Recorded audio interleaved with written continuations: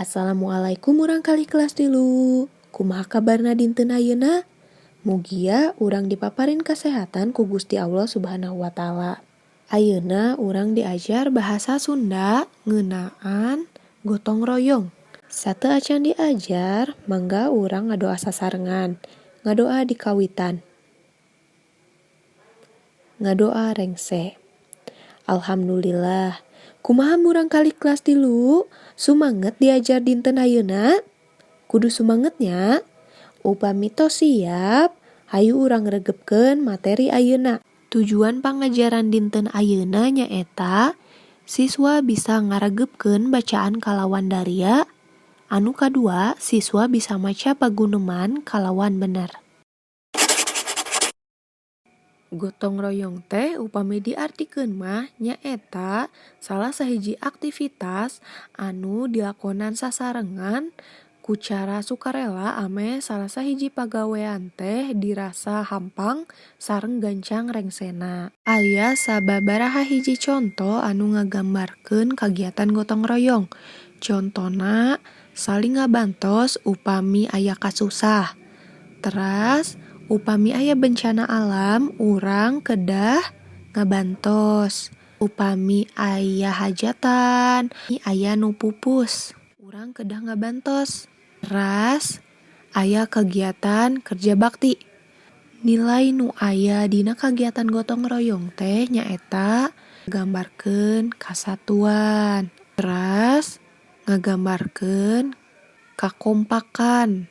Teras ngagambarkeun kakeluargaan atawa karukunan. Tah ayeuna urang paham ngeunaan gotong royong.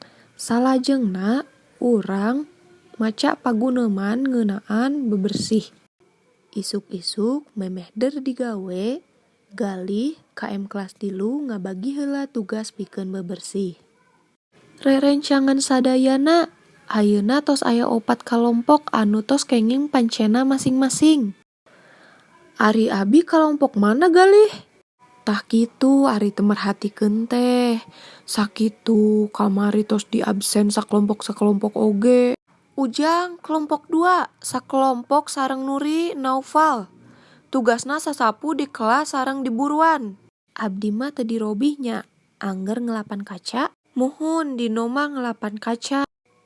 Abdi mah untung we sakelompok sareng galih. Naha kitu bet untung Zaki? Moal diseuselan sareng moal didamel. Margi galih mah bager. His, teu kenging kitu Zaki. Sami urang teh kedah didamel sasarengan supados padamelana enggal rengse. Muhun, siap galih. Urang didamel kalayan gotong royongnya. Tah paguneman ngeunaan bebersih kelas mangrupakeun salah sahiji kagiatan gotong royong anu dilaksanakeun di sakola. Hatur nuhun ka murang kali kelas 3 parantos ngaregepkeun materi dinten ayeuna. Urang tutup ku ucap alhamdulillahirobbil alamin. Wassalamualaikum warahmatullahi wabarakatuh.